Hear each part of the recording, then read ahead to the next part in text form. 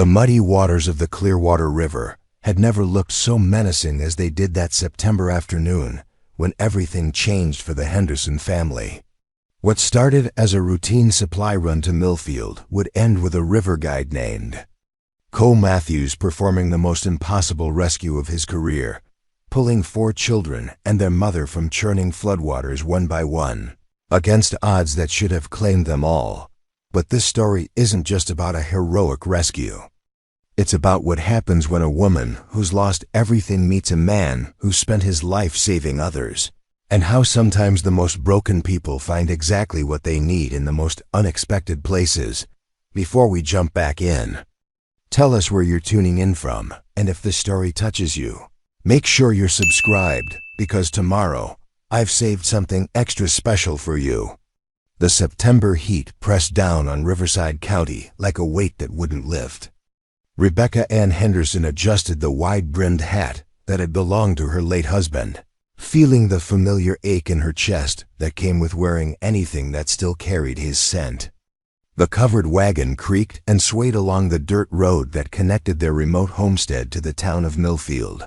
23 miles of rough terrain that seemed to stretch longer with each passing month.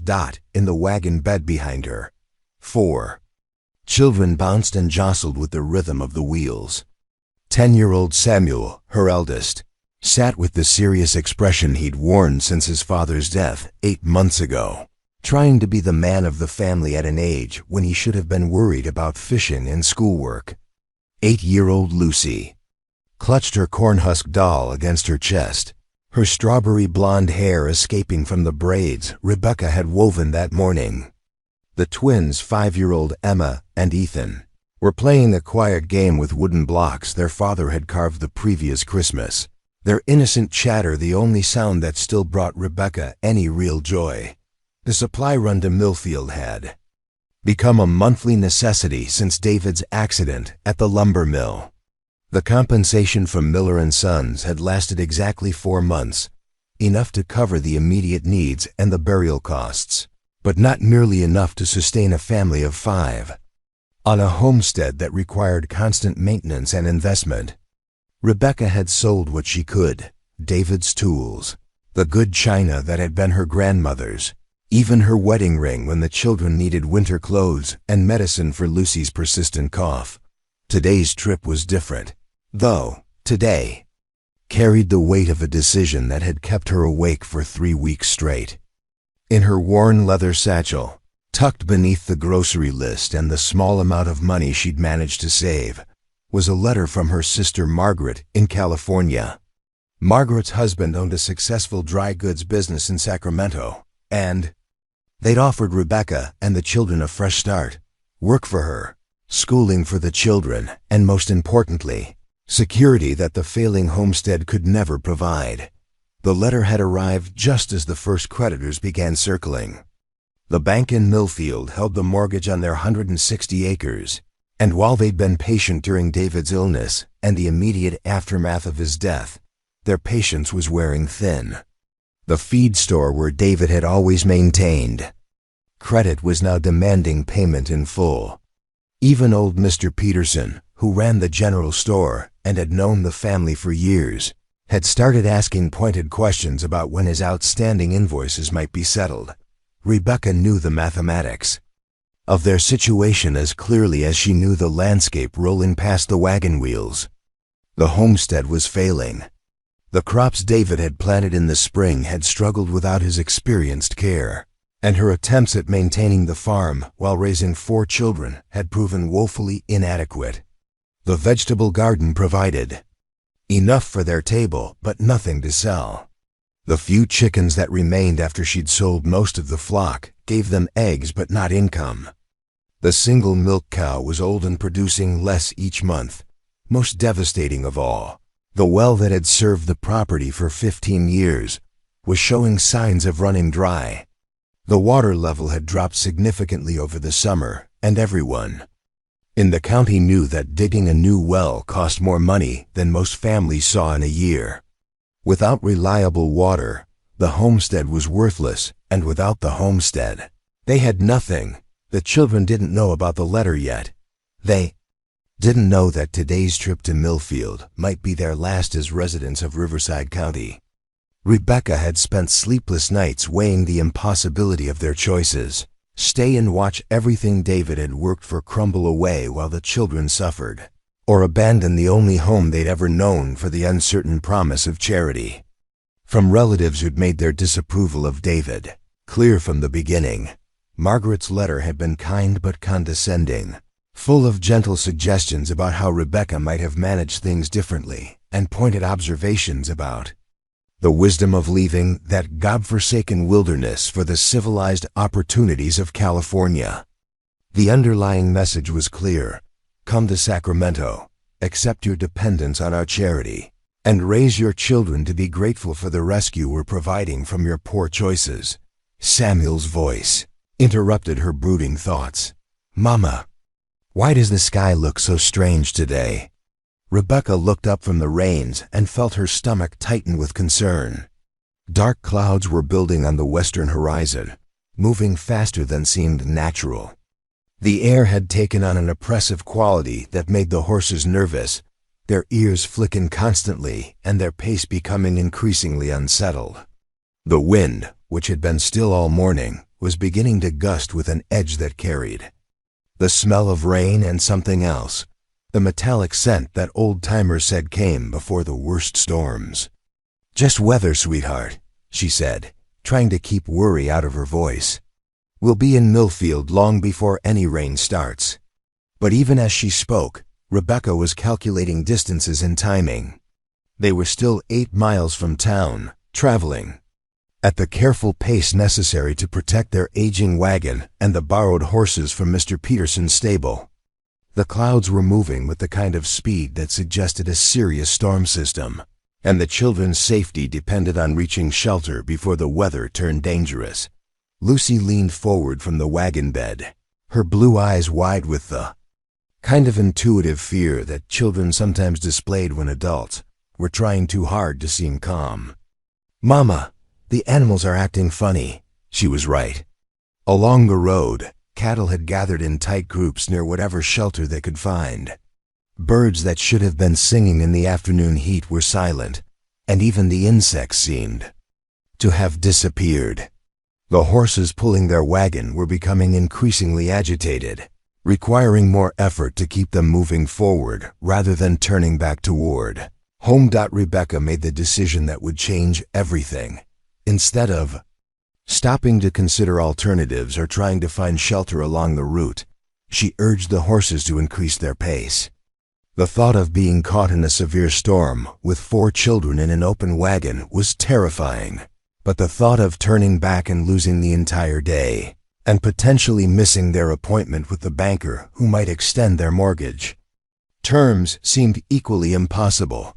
The first drops of rain began falling 20 minutes later, fat and warm and deceptively gentle. Emma and Ethan thought it was wonderful, tilting their faces up to catch the drops on their tongues and laughing at the sensation. Samuel and Lucy exchanged worried glances, old enough to understand that their mother's tension meant something more serious than a simple shower. Within 10 minutes, the gentle drops had become a steady rainfall. Within 20 minutes, it was a downpour that soaked through their canvas wagon cover and turned the dirt road into treacherous mud. The horses were struggling now, their hooves slipping in the increasingly soft ground, and Rebecca found herself fighting to maintain control as the wagon wheels skidded and lurched through ruts that were filling with water faster than seemed possible. Mama, Samuel's voice carried real alarm now. Look at the river. The Clearwater River, which ran roughly parallel to the road they were traveling, had always been a peaceful presence in the landscape. Fed by mountain springs and seasonal runoff, it normally ran clear and shallow, crossed by wooden bridges that local ranchers used to move cattle between pastures. Children learned to swim in its calm pools, and families picnicked along its gentle banks during Sunday outings. But the river, Rebecca saw when she turned to look, was nothing like the Clearwater she'd known all her life. The water was brown with runoff, moving fast and carrying debris that ranged from tree branches to what looked like pieces of buildings. The level had risen dramatically, reaching heights that covered the usual crossing points and lapped at the undersides of bridges that had stood safely above the water for decades. Flash flood. The words carried terror for anyone who'd lived in river country long enough to understand what they meant. Somewhere upstream, probably in the mountains where they couldn't see it happening, enormous amounts of water were pouring into the Clearwater's tributaries. Rain that should have soaked into the ground was instead running off rock faces and hard-packed earth, gathering volume and speed as it rushed toward lower elevations. Rebecca's mind raced through their options. None of them good. Turning back meant traveling 8 miles through worsening conditions on a road that was becoming impassable. Going forward meant covering the remaining distance to Millfield, but it also meant crossing Wilkins Bridge, which spanned the deepest section of the Clearwater River and was already looking dangerously close to the flood level. The children had fallen silent, sensing the gravity of their situation even if they didn't fully understand it. The wagon lurched through another deep rut, and Rebecca felt one of the wheels sink alarmingly before the horses managed to pull it free. They couldn't continue much longer without risking getting completely stuck, but stopping in the open during a flash flood was potentially even more dangerous. "Samuel," she called back to her son, trying to project calm authority. "I need you to help me watch the road ahead. Tell me if you see any deep water or washouts." The boy nodded seriously, climbing to the front of the wagon bed where he could see better. At 10 years old, he was already showing signs of the steady temperament that had made his father such a respected member of their small community. Rebecca drew strength from his presence, from the reminder that David's best qualities lived on in their children. The next mile passed in tense concentration, with Samuel calling out obstacles and Rebecca maneuvering the increasingly frightened horses around washouts and standing water. The rain was falling harder now, limiting visibility and making every decision a gamble. When they finally crested the hill that gave them a view of Wilkins Bridge, Rebecca's heart sank. The bridge was still above water, but barely. The normally placid Clearwater was rushing beneath it in a brown torrent that carried tree trunks like matchsticks. More alarming still, the approach to the bridge on their side was partially flooded, and she could see water flowing over the road surface in several places, but turning back was no longer an option. The road behind them had deteriorated to the point where attempting to retrace their route would almost certainly result in getting stuck miles from any help. The only choice was to push forward, cross the bridge as quickly as possible, and pray that they could reach Millfield before conditions became completely impassable. "Hold on tight, everyone," Rebecca called to her children, hearing the tremor in her own voice despite her efforts to stay calm. "We're going to cross the bridge now, and it might be a little bumpy." What happened next would replay in her memory with crystal clarity for the rest of her life. The wagon had made it, perhaps, halfway across Wilkins Bridge when the structure gave a shuddering groan that rose above even the sound of rushing water. The wooden supports, never designed to withstand the pressure of a flash flood, were failing under the enormous force of the current. Rebecca felt the bridge deck shift beneath the wagon wheels, and the horses reared in terror as they sensed the instability. She fought to control them, but it was too late. The bridge was breaking apart, and they were going down with it. The last thing she remembered clearly was the sensation of falling, the screams of her children, and the shocking cold of floodwater closing over her head as the Clearwater River claimed everything she had left in the world. Preparing and narrating this story took us a lot of time, so if you are enjoying it, subscribe to our channel. It means a lot to us. Now back to the story. Cole Matthews had been reading the Clearwater River's moods for 15 years, and he'd never seen her angry like this. From his position on the elevated platform of his guide station, perched on a bluff overlooking the main channel, he watched the transformed waterway with the grim fascination of someone who understood exactly how dangerous the situation had become. At 32, Cole possessed the kind of lean, weathered strength that came from a lifetime spent working rivers. His hands bore the scars of countless encounters with rocks, ropes, and rapids, while his sun-darkened face carried the permanent squint of someone who'd spent more time outdoors than in. Most people in Riverside County knew him as the quiet man who ran fishing expeditions and taught wealthy tourists from back east how to navigate white water. But today, his expertise would be tested in ways no guidebook could prepare for. The Clearwater River Guide Service had been Cole's life for over a decade. Built from nothing after he'd returned from the Spanish-American War, with wounds that ran deeper than the visible scar across his left shoulder. The river had saved him then, offering solitude and purpose when human company felt too complicated to manage, learning to read water, to understand the subtle signs that warned of danger or promised safe passage, had become his meditation and his salvation. But the river flowing past his station today bore no resemblance to the Clearwater he knew intimately.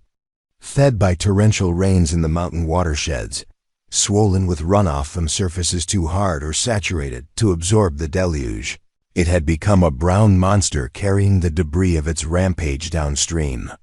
Trees that had stood for decades along the banks were now battering rams in the current. Pieces of buildings, fence posts, and the carcasses of unfortunate livestock swept past his observation point with sickening regularity. Cole had spent the morning evacuating his equipment and preparing for the worst.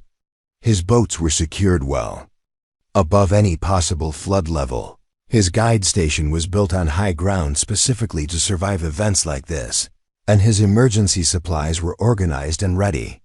He'd sent messages to the sheriff's office in Millfield warning of the dangerous conditions, and he'd posted warnings at all the usual river crossing points that he could reach safely. The smart thing to do now was to wait it out. Flash floods were deadly precisely because they moved too fast and carried too much debris for safe rescue operations. Every experienced riverman knew that attempting to navigate flood conditions was tantamount to suicide. The proper response was to secure what could be secured, warn who could be warned, and then wait for the water to recede before assessing the damage. Cole was making his final check of the guide station when he heard the sound that changed everything. The groaning, splintering crash of a major structure giving way upstream. He grabbed his field glasses and scanned the river channel, his heart sinking as he identified the source of the noise. Wilkins Bridge, the main crossing point between the rural homesteads and Millfield, was collapsing. Worse still, something was going down with it. Through the rain and spray, Cole could make out what looked like a wagon and team of horses caught in the bridge's destruction. As he watched in horror, the entire structure twisted and broke apart, spilling its contents into the raging floodwater. For a moment, everything disappeared beneath the brown surface, and Cole thought he'd witnessed a tragedy with no survivors. Then heads began appearing in the water. First one, then another, then more, small heads that could only belong to children, struggling against a current that would challenge an experienced swimmer under the best conditions. Cole didn't think. 15 years of river experience and military training took over, pushing aside the rational part of his mind that knew this was exactly the kind of heroic foolishness that created more victims than it saved. He was moving before he'd consciously decided to act, grabbing his emergency rope kit and the lightweight rescue boat he kept for emergencies. The boat was designed for swift water rescue, narrow enough to maneuver in tight spaces, stable enough to handle rough conditions, equipped with specialized ropes and anchor points that allowed for quick deployment and recovery. Cole had used it dozens of times for routine rescues, fishing guides who'd capsized in rapids, tourists who'd misjudged their swimming abilities, children who'd fallen from safe swimming areas into deeper water, but he'd never launched it into conditions like these. The first challenge was simply getting the boat into the water safely. The flood had transformed the river's banks, submerging the usual launch points and creating new hazards where none had existed before. Cole had to carry the boat nearly 200 yards downstream from his station before finding a spot where the current might not immediately smash it against the rocks or debris. Even then, launching required perfect timing. Cole waited for a momentary lull in the debris flow, then pushed the boat into the current and leaped aboard in the same motion. The river grabbed him immediately, pulling the boat downstream faster than he'd anticipated. Fighting to maintain control while scanning the water for signs of the bridge collapse victims required every ounce of his skill and concentration. The first person he spotted was the woman, Rebecca. Though he didn't know her name yet, she was clinging to a piece of the bridge's wooden railing, her waterlogged dress weighing her down as she fought to keep her head above the surface. Her face showed the desperate determination of someone who understood that giving up meant not just her own death, but the deaths of her children. Cole angled the boat toward her position, fighting the current that wanted to sweep him past her location. River rescue was all about angles and timing. Approach from upstream. Use the current to your advantage. Never let yourself get positioned where the water could pin you against an obstacle. But flood conditions changed all the rules, making even basic maneuvers exponentially more dangerous. "Ma'am!" he shouted over the roar of the water. "I'm going to throw you a rope. When it reaches you, wrap it around your wrist, not your hand." Rebecca's eyes found his, and he saw recognition there, not of him personally, but of rescue, of hope. She nodded to show she understood, then turned her attention to maintaining her grip on the bridge debris as Cole positioned himself for the throw. The rope had to be perfect, too short, and she couldn't reach it. Too long and it would tangle in the debris flowing around them. Cole had made thousands of rope throws in his career, but never under conditions where failure meant watching someone drown while their children struggled somewhere downstream. The throw was clean and true. Rebecca caught the rope on the first try, wrapping it around her wrist exactly as he'd instructed. Cole immediately began the careful process of bringing her to the boat, fighting the current that wanted to drag them both into the maze of broken bridge timbers and debris. Getting her aboard was the hardest part. Rebecca was exhausted from fighting. The current, waterlogged and nearly hypothermic from the cold mountain runoff. Cole had to lean far out of the boat while maintaining enough control to prevent them from capsizing, then haul her dead weight over the gunwale without losing his balance or his grip on the steering oar. When Rebecca finally collapsed into the bottom of the boat, gasping and shivering but alive, her first words weren't about her own condition. "My children," she said, struggling to sit up despite her exhaustion. 4 children. Samuel, Lucy, Emma, Ethan. Please, you have to find them. Cole's heart clenched. One adult rescue in these conditions had pushed his skills to the limit. 4 children, scattered by the current and probably separated by significant distances, would require miracles he wasn't sure he could deliver.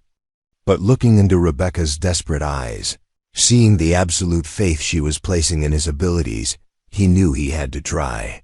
"We'll find them," he said, trying to project more confidence than he felt. "But I need you to help me spot them. You know your children best. How do they swim? What are they wearing? Anything that might help me identify them in the water." As Cole turned the boat downstream, beginning the search for Rebecca's children, he was already calculating the terrible mathematics of the situation. The river was moving fast, carrying debris that could kill or disorient swimmers. The children had been in the water for several minutes already, meaning they could be spread across miles of river channel. Hypothermia would be setting in, making it harder for them to help themselves or respond to rescue attempts.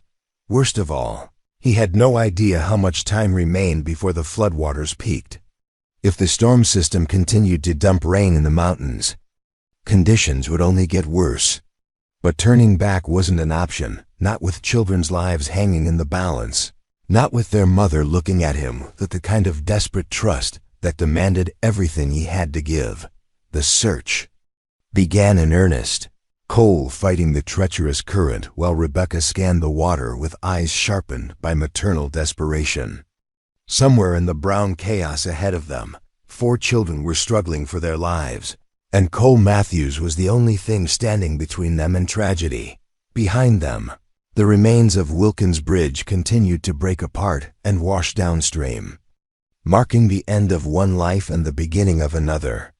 Whatever happened in the next hour would determine not just whether Rebecca's children survived, but whether Cole could live with the choices he was about to make in the most important rescue of his career. The first child they found was Emma, one of the 5-year-old twins, clinging to what remained of a wooden fence post that had been torn from some upstream property. Her small form was barely visible against the churning brown water, her blonde hair plastered to her head as she fought to keep her grip on the slippery wood.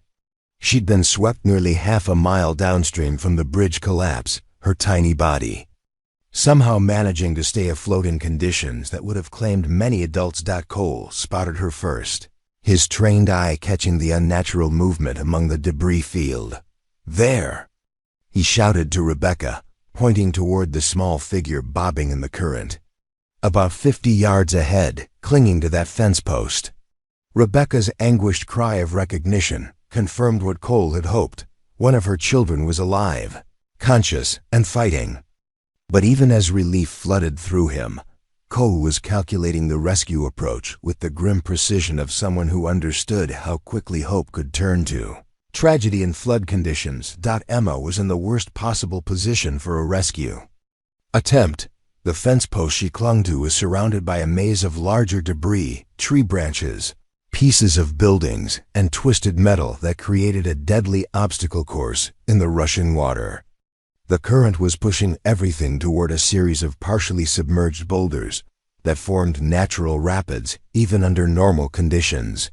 In flood stage, those rocks became a killing ground where the water's force could crush anything caught between stone and current. "She's too far from shore for a rope throw," Cole told Rebecca, his voice tight with concentration as he maneuvered the boat through the debris field. "I'm going to have to get close enough to pull her directly into the boat.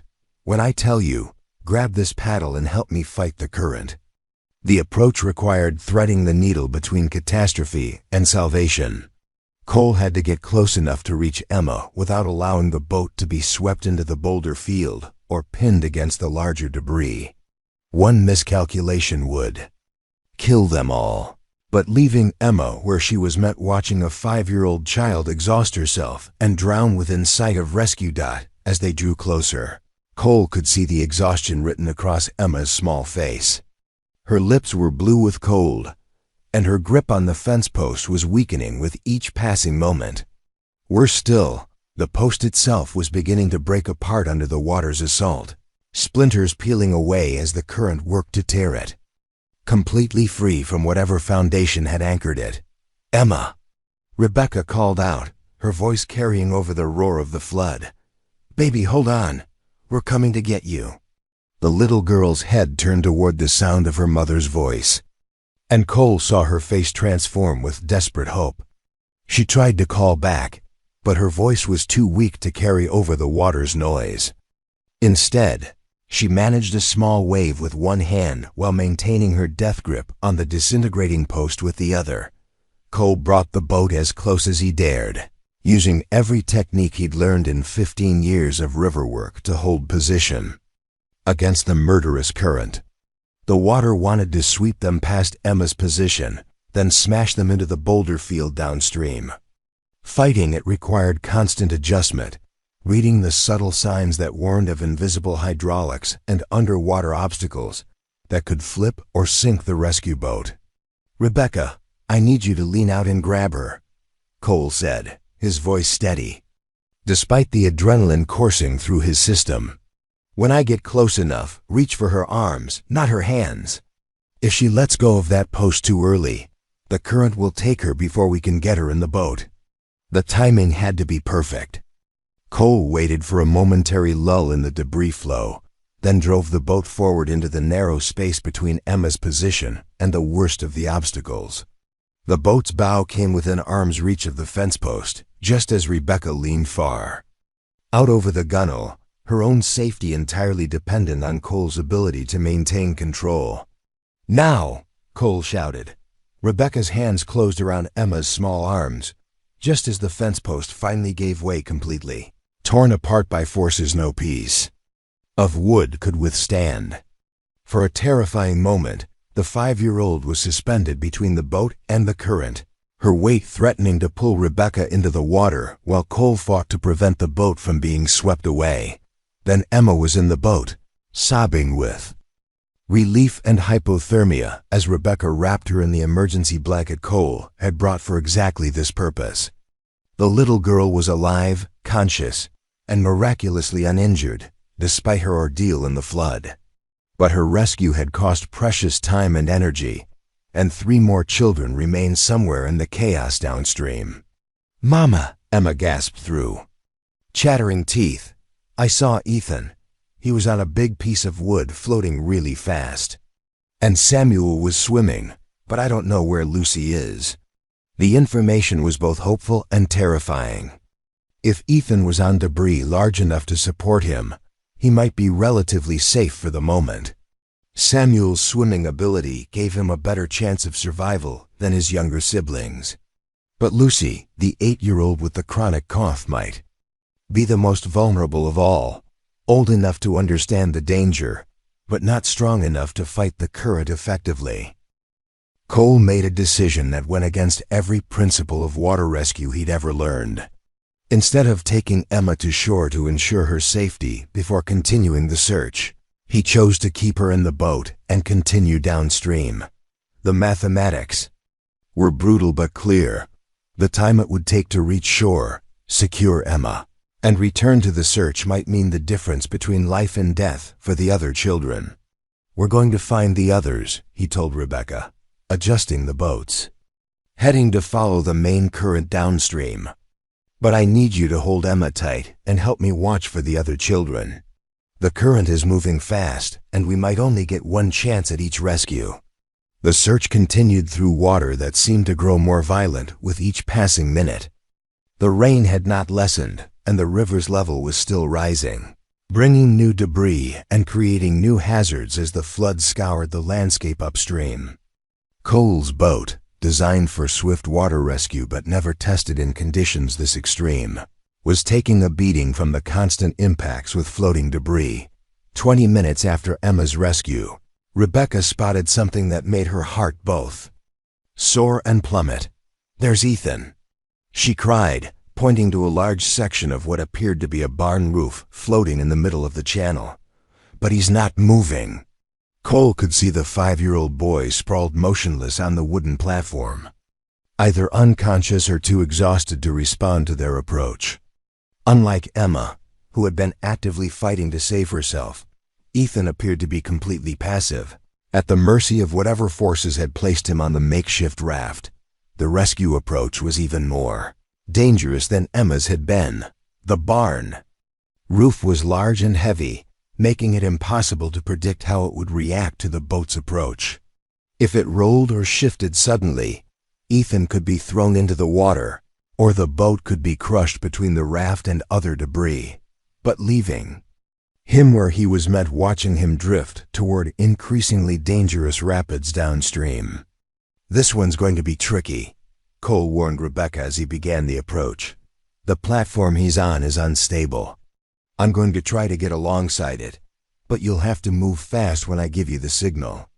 As they drew closer, Cole could see that Ethan was breathing, but appeared to be unconscious or semi-conscious, possibly from hypothermia or shock. The little boy's position on the barn roof was precarious. He was lying near one edge, and any significant movement could roll him into the water.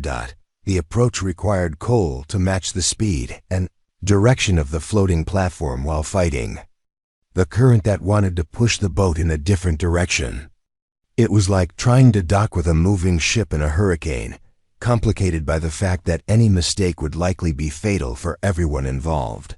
Cole finally managed to bring the boat alongside the barn roof. The platform's instability became immediately apparent. The moment the boat made contact, the entire structure began to tip, threatening to dump Ethan into the churning water.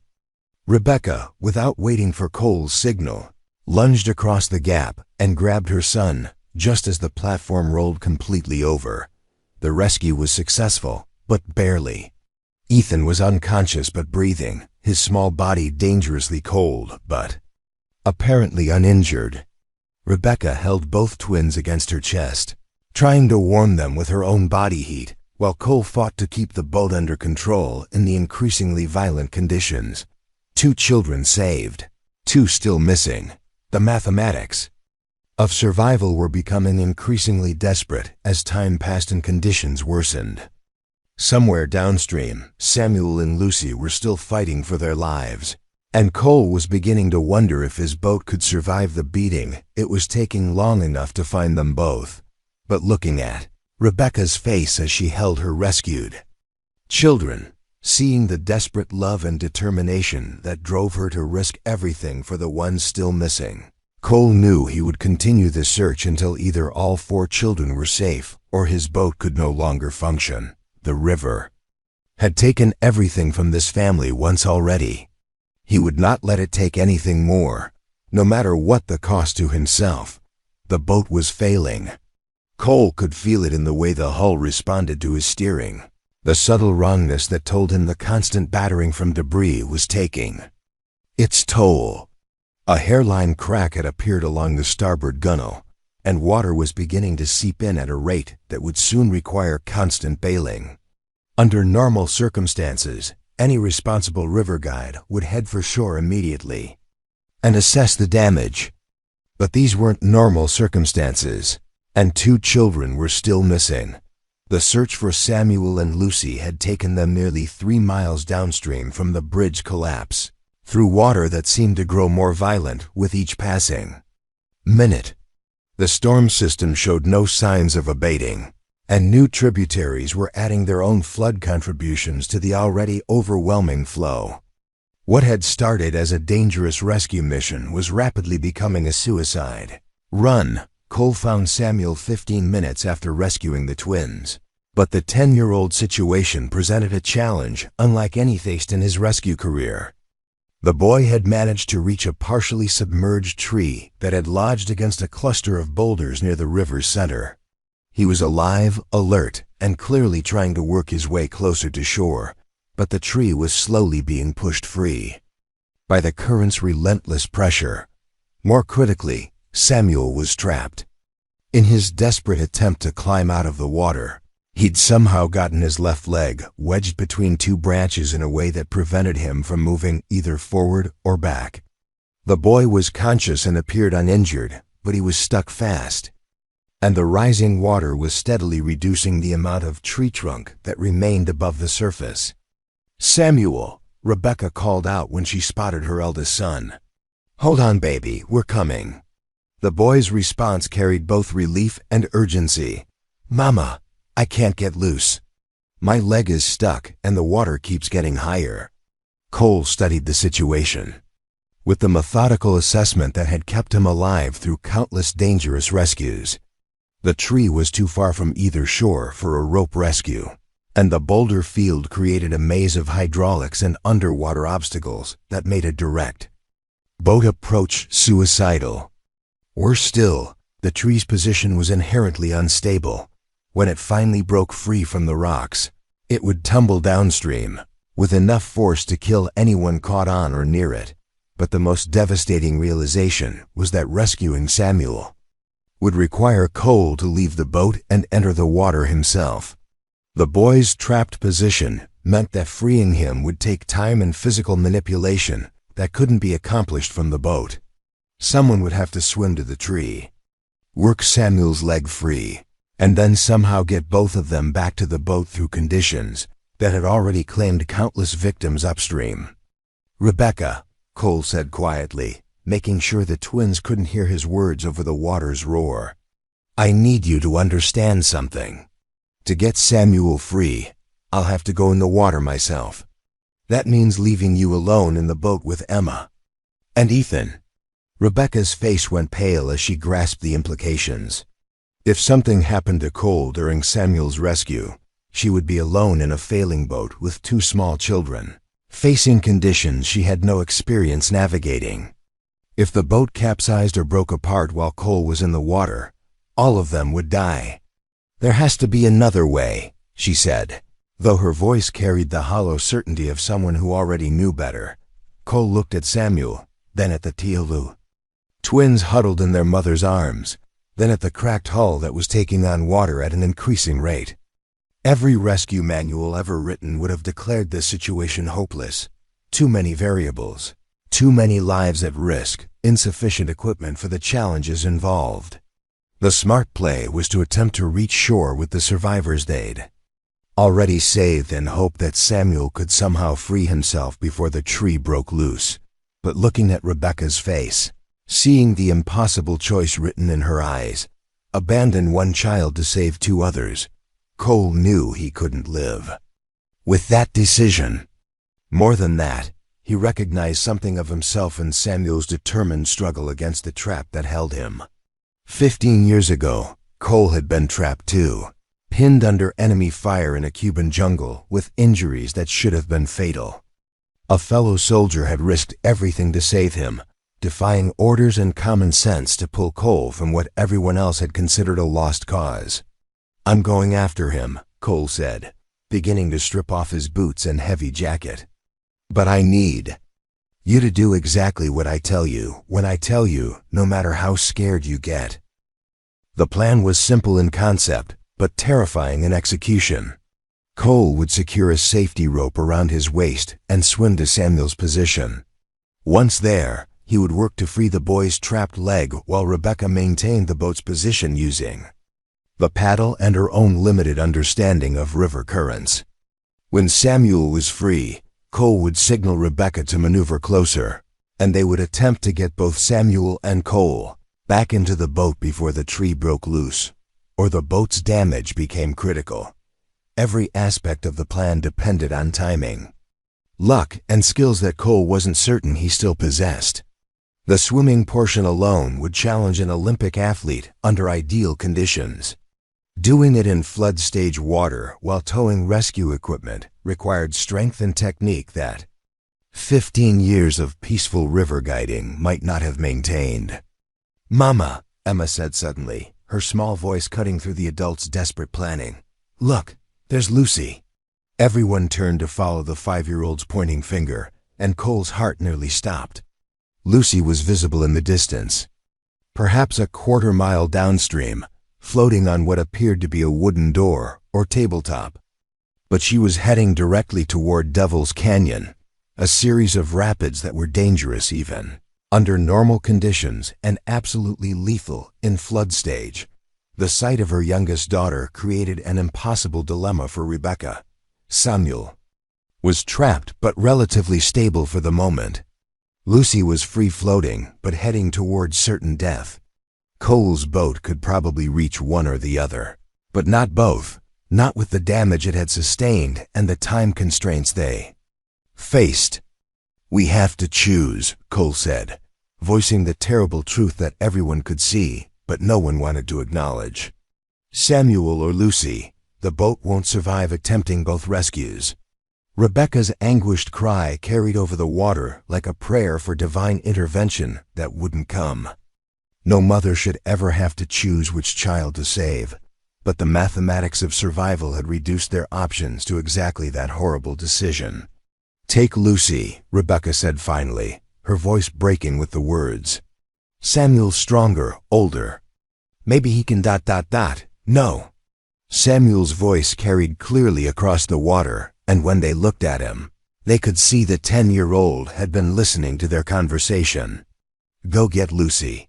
She can't swim as good as me, and those rapids will kill her for sure.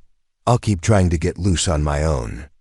The maturity in the boy's voice, the selfless courage of a 10-year-old willing to sacrifice himself for his sister's safety, broke something inside Cole's chest. This family had already lost too much. He wouldn't let the river take anything more, regardless of what the rescue manual said about acceptable risk.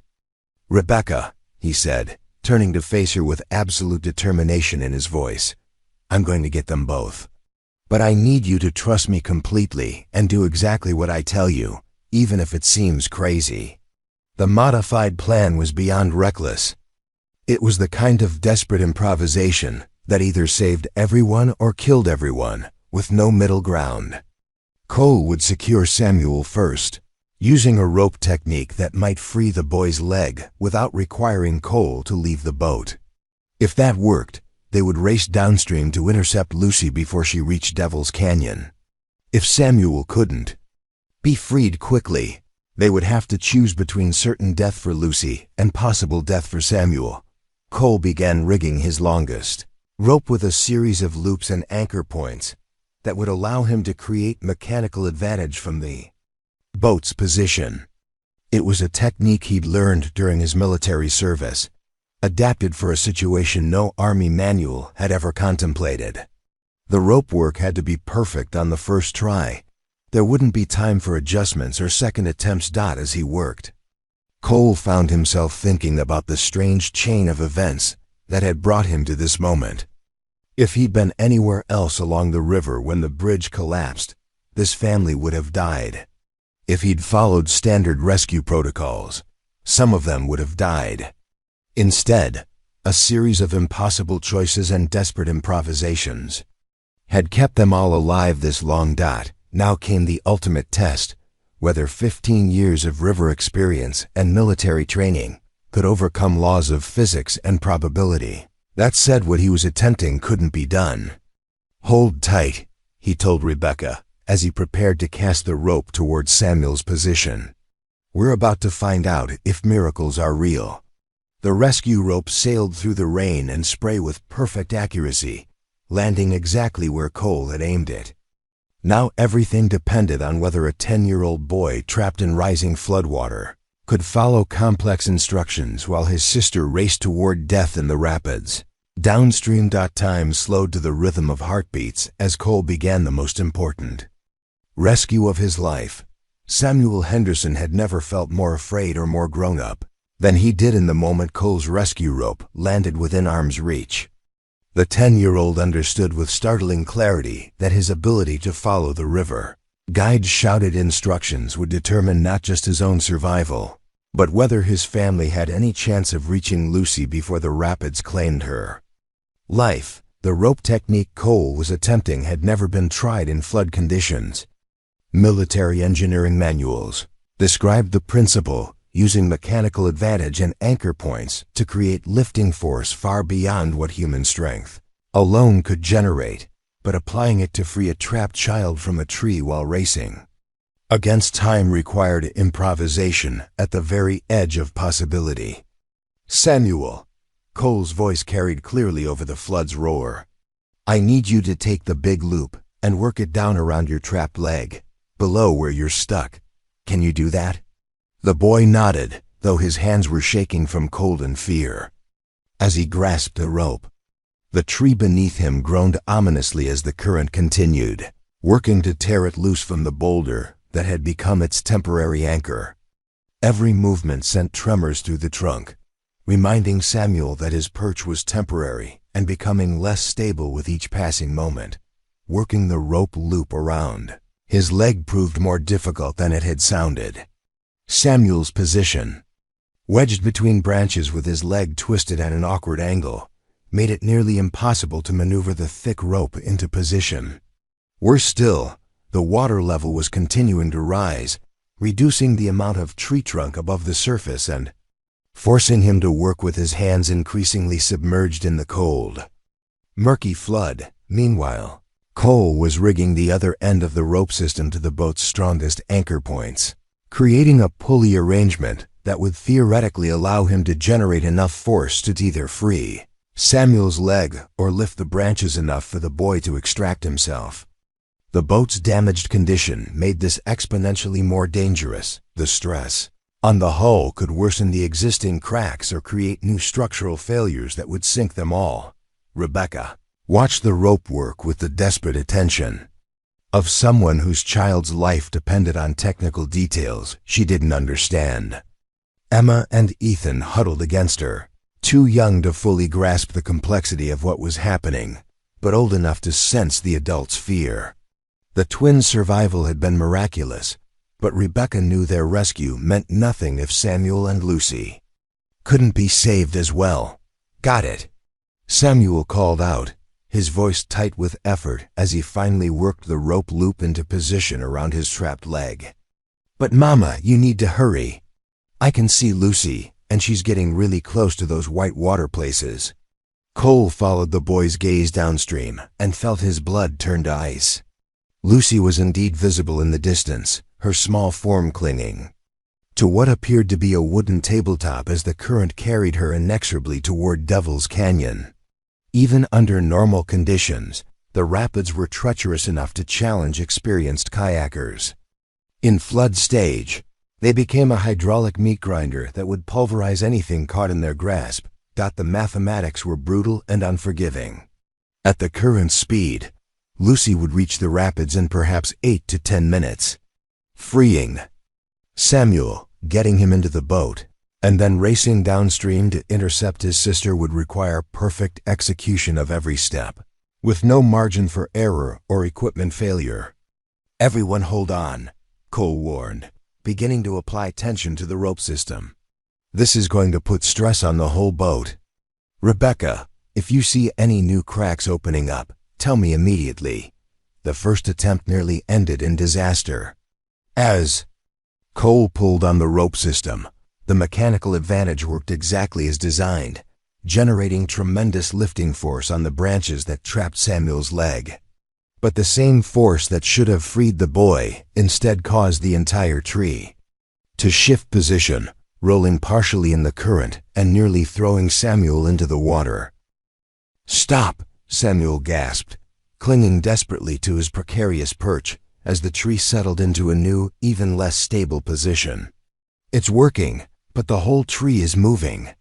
Cole immediately released tension on the rope, his mind racing through alternatives as precious seconds ticked away. The original plan wasn't working because the tree itself had become part of the problem. Instead of just freeing Samuel's leg, he needed to find a way to stabilize the entire structure, while applying lifting force to the specific branches that held the boy trapped. The solution came from an unexpected source. Emma, who had been quietly watching the rescue attempts, suddenly spoke up with the matter-of-fact observation that children sometimes use to cut through adult complications. "Why don't you tie the tree to those big rocks so it can't move around?" she asked. "Like when Daddy tied down the wagon cover so the wind wouldn't blow it away?" The suggestion was brilliant in its simplicity. Cole had been so focused on the mechanical aspects of freeing Samuel that he'd overlooked the obvious need to anchor the tree itself. Using his remaining rope, he could create a stabilizing line between the tree and the boulder field, preventing the trunk from rolling or shifting while he applied force to free Samuel's leg. But implementing Emma's idea required Cole to enter the water himself, the one thing he'd been trying to avoid. The stabilizing rope would have to be secured manually, which meant swimming to the tree's position and rigging the anchor line while fighting current that could easily sweep him away from the boat entirely. "Rebecca," Cole said, already beginning to strip off his heavy jacket and boots for the second time, "I'm going to have to go in the water after all, but this time it's going to work." The swim to Samuel's position was the longest 30 yards of Cole's life. The current was even stronger than he'd anticipated, and the water was shockingly cold from mountain runoff. Debris continued to sweep past with lethal velocity, forcing him to constantly adjust his path to avoid collision with tree limbs and building fragments that could easily knock him unconscious. When Cole finally reached the tree, he found Samuel in worse condition than he'd appeared from the boat. The boy was clearly hypothermic, his lips blue, and his speech beginning to slur from the cold. The trapped leg showed signs of severe circulation loss, and the rising water meant that Samuel would soon be forced to choose between drowning and attempting to tear his leg free by force. "Hang on, son," Cole gasped as he began working to secure the stabilizing rope around the tree's base. "We're going to get you out of here and go save your sister." The rope work in the water was exponentially more difficult than anything Cole had attempted from the boat. Fighting the current while manipulating heavy rope and trying to create secure anchor points required strength and dexterity that pushed him to his physical limits. But Emma's simple insight proved correct. Once the tree was stabilized against the boulder field, the mechanical advantage system could work as designed. With the tree anchored in position, Cole was able to use his body weight and leverage to create the precise lifting force needed to free Samuel's trapped leg. The branches that had held the boy fast for nearly an hour finally separated enough to allow him to extract his limb, though the damage from prolonged compression was immediately obvious. "Can you swim?" Cole asked Samuel as they prepared to return to the boat. "I don't think I can feel my leg," the boy admitted, "but I can paddle with my arms if you help me." The return trip to the boat became a rescue within a rescue, with Cole towing Samuel while fighting current that seemed determined to separate them from Rebecca and the twins. The boat itself was riding lower in the water now, the hull damage having progressed to the point where bailing would soon become a constant necessity. Getting Samuel aboard required the combined effort of everyone in the boat. Rebecca leaned far over the gunwale to grab her son while Cole pushed from below, and even the twins helped by shifting their weight to counterbalance the boat's dangerous tilting. When Samuel finally collapsed into the boat's bottom, gasping and shivering but alive, the relief was tempered by the immediate realization that their most challenging rescue still lay ahead. Lucy was now clearly visible in the distance, perhaps half a mile from the entrance to Devil's Canyon. The 8-year-old was still clinging to her makeshift raft, but her small form appeared increasingly lifeless as hypothermia and exhaustion took their toll. Worse still, the current was accelerating as it approached the rapids, meaning that intercepting her would require the boat to travel faster than it had yet moved through the debris-filled water. "Everyone hold tight," Cole warned as he fired up the boat's small emergency motor for the first time during the rescue. "We're going to go fast, and it's going to be rough." The race downstream to reach Lucy before the rapids became a nightmare of split-second decisions and barely controlled chaos. The motor, designed for calm water emergencies, was woefully inadequate for flood conditions but provided just enough additional speed to make interception theoretically possible. Cole had to navigate by instinct and experience, reading the water's surface for signs of underwater obstacles while maintaining enough speed to overtake the racing current. The boat was disintegrating around them. New cracks appeared in the hull with each impact against debris, and water was now coming in faster than it could be bailed out. Samuel, despite his injured leg and hypothermic condition, had taken over bailing duties with a determination that reminded Cole why he'd risked everything to save this family. With 200 yards remaining before Lucy would reach the point of no return, Cole realized they were going to make it. The boat was failing, his passengers were injured and exhausted, and the river was still rising. But they were going to reach the 8-year-old girl before the rapids claimed her. What Cole didn't anticipate was that Lucy herself, weakened by cold and fear, would be unable to help with her own rescue. As they drew alongside her improvised raft, it became clear that the little girl was barely conscious. Her grip on the wooden platform, purely instinctive rather than deliberate. The final rescue would require everything Cole had learned about saving lives in impossible conditions, and everything Rebecca's family had discovered about the strength that comes from refusing to give up on the people you love. Lucy Henderson was dying. Cole could see it in the way her small body had gone limp against the wooden platform, her grip maintained only by fingers too cold to uncurl rather than any conscious effort to hold on. The 8-year-old's lips had progressed from blue to an alarming gray-white that spoke of advanced hypothermia, and her breathing was so shallow it was barely visible even at close range. Worse still, the wooden tabletop that had saved her life was beginning to break apart under the constant battering of debris-filled water. What had started as a solid platform was now splitting along its grain, held together only by metal brackets that were gradually working loose under the tremendous stress. Lucy had perhaps minutes before her raft disintegrated completely, leaving her helpless in water that would kill her within seconds. The entrance to Devil's Canyon loomed less than 100 yards downstream, marked by the ominous sound of water being torn apart by submerged rocks. Even in normal conditions, the rapids represented a significant hazard that required careful navigation and emergency equipment. In flood stage, they had become a hydraulic hell that would destroy anything caught in their grasp. Cole's boat was barely afloat. The emergency motor had given them the speed necessary to reach Lucy's position, but at a terrible cost to the already damaged hull. Water was now pouring in through multiple cracks, and only Samuel's desperate bailing efforts were keeping them from sinking outright. The boat's stability had deteriorated to the point where any sudden movement threatened to capsize them all. "She's not responding," Rebecca called out in anguish as they drew alongside Lucy's failing raft. "Lucy, baby, can you hear Mama?" The little girl's eyes flickered open at the sound of her mother's voice, but her gaze was unfocused and confused. Hypothermia had progressed to the point where Lucy's body was shutting down non-essential functions to preserve core temperature.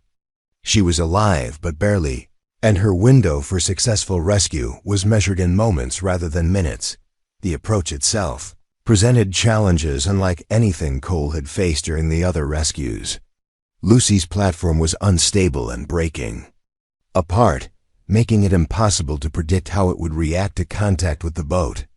The little girl was too weak to help with her own rescue, meaning someone would have to lift her dead weight while fighting current that was accelerating toward the rapids.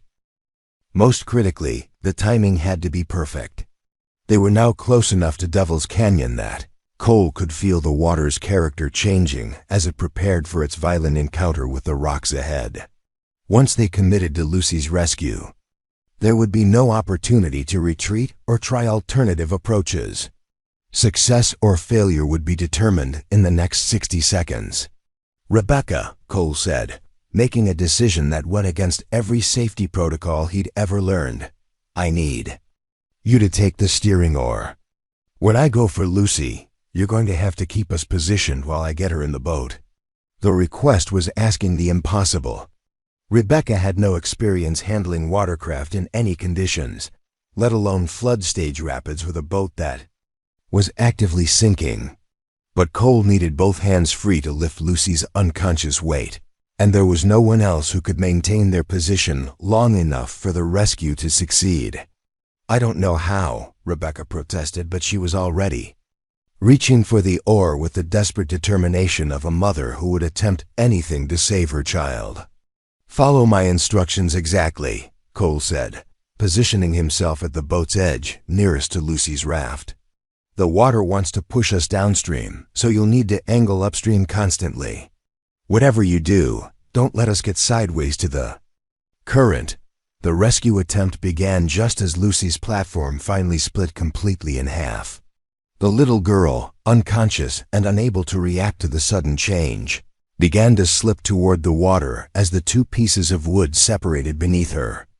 Cole lunged forward, stretching across the gap between boat and raft, just as Lucy's limp form started to slide into the flood. His hands closed around her arms at the exact moment she would have disappeared beneath the surface, but lifting an unconscious child from water level, while fighting the boat's instability and the current's pull required strength that Cole wasn't certain he still possessed. Lucy felt impossibly heavy, waterlogged clothing, and the dead weight of hypothermia making her small body as difficult to lift as an adult. The boat tilted dangerously as Cole hauled Lucy upward, taking on even more water through the damaged hull. Rebecca fought to maintain position with the steering oar, her movements clumsy but determined as she battled forces she didn't understand. Samuel continued bailing with mechanical precision despite his injured leg, understanding that stopping meant drowning for everyone. For a terrifying moment, it seemed the rescue would fail. Lucy's weight threatened to pull Cole into the water, while the boat's tilting brought them perilously close to capsizing. The twins, Emma and Ethan, clung to their mother with wide-eyed terror as the boat lurched and wallowed in the increasingly violent current. Then Samuel made a decision that probably saved them all. Despite his injured leg and exhausted condition, the 10-year-old abandoned his bailing duties and threw himself to the opposite side of the boat, using his body weight to counterbalance Cole's desperate efforts to lift Lucy aboard. The boat stabilized just enough for Cole to haul the unconscious girl over the gunwale and into the relative safety of the hull. Lucy was aboard, but she wasn't breathing. Cole had performed CPR countless times during his military service, but never under conditions like these. The boat was still taking on water.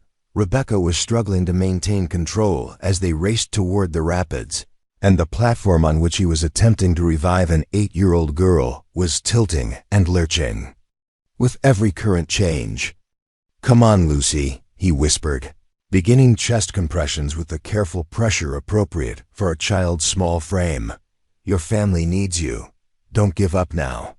The first rescue breath brought no response. The second produced only a slight chest rise that might have been his imagination. As Cole prepared for the third attempt, he became aware that Rebecca was screaming his name with desperate urgency. "Cole, the rocks! We're heading straight for the rocks." Devil's Canyon had arrived, faster than anyone had anticipated. The entrance to the rapids was now less than 50 yards ahead, and the current's acceleration was making it increasingly difficult for Rebecca to maintain directional control. Her inexperience with the steering oar, combined with the boat's damage and instability, meant they were being drawn inexorably toward the killing waters ahead.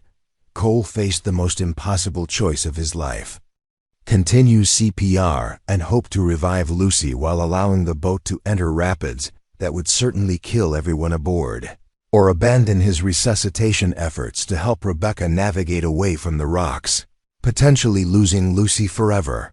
The decision was made for him when Lucy suddenly convulsed, expelled flood water from her lungs, and drew a gasping breath that was the most beautiful sound Cole had ever heard. The little girl was alive, conscious, and breathing on her own, though still dangerously hypothermic and weak. "Hold her tight," Cole told Rebecca as he lunged for the steering oar. "Everyone get as low as possible in the boat." What followed was the most harrowing 5 minutes of navigation in Cole's career. The entrance to Devil's Canyon in flood conditions was like steering through liquid chaos, with hydraulics and cross-currents that could flip or crush the boat without warning. The damaged hull was taking on water faster than ever, requiring constant bailing from Samuel while Cole fought to find a path through the rocks that wouldn't kill them all. The boat struck submerged obstacles twice, impacts that opened new cracks and sent shockwaves through the failing hull.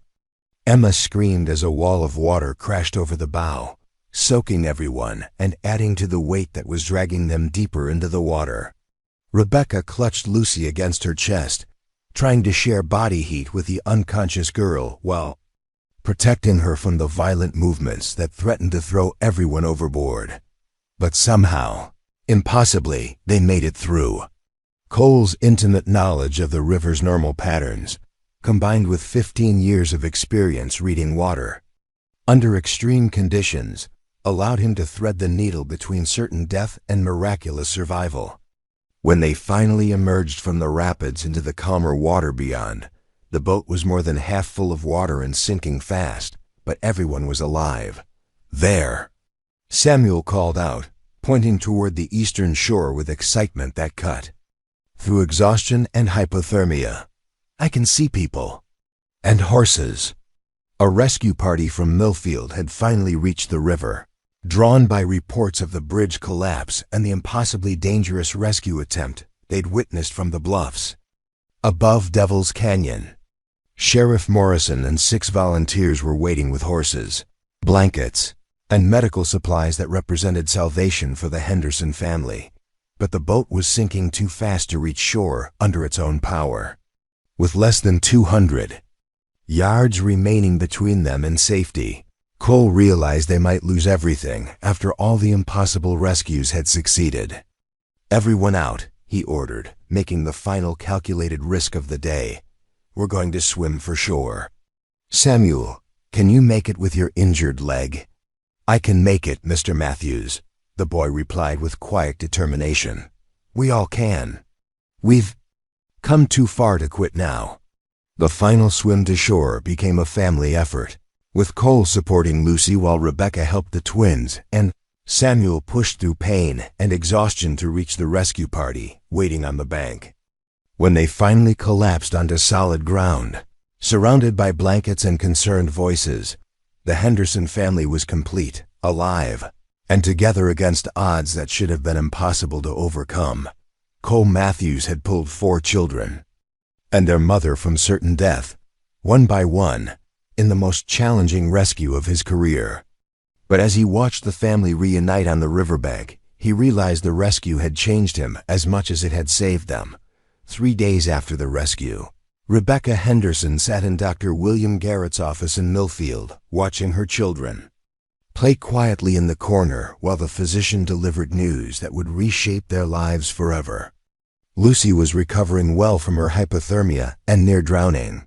Samuel's leg showed no signs of permanent damage despite the circulation loss, and the twins had bounced back with the remarkable resilience that seemed reserved for 5-year-olds, who hadn't yet learned that some experiences should leave lasting scars. But the Henderson family's physical recovery was only part of a much larger story that was still unfolding across Riverside County. The flash flood had been the worst natural disaster in the region's recorded history, claiming 12 lives and destroying property worth hundreds of thousands of dollars. Entire homesteads had been swept away, livestock losses numbered in the thousands, and the economic impact would be felt for years to come. "Your children are remarkably fortunate, Mrs. Henderson," Dr. Garrett said, closing the medical files that documented their miraculous survival. "In 30 years of practicing medicine, I've never seen anyone survive the kind of exposure they experienced. That river guide of yours must have some kind of guardian angel watching over him."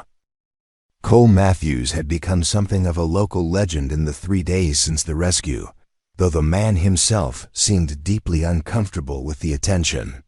Sheriff Morrison had declared the rescue the most heroic act I've witnessed in 25 years of law enforcement, and the Millfield Gazette had run a front-page story that described the impossible saves in detail that made them sound even more dramatic than they had been. But Rebecca understood something about Cole that the newspaper accounts and public praise had missed entirely. The rescue had cost him something profound, had taken him to a place where the careful walls he'd built around his emotions since the war had finally crumbled completely. She'd seen it in his eyes during those terrifying moments in the boat. The way his professional composure had gradually given way to something raw and desperate as he'd fought to save children who reminded him of everything he'd lost and everything he'd never allowed himself to hope for. The practical implications of their survival were becoming clear now that the immediate medical crisis had passed. The Henderson homestead was gone, swept away so completely that searchers had found only scattered debris and the foundation stones of what had once been their house.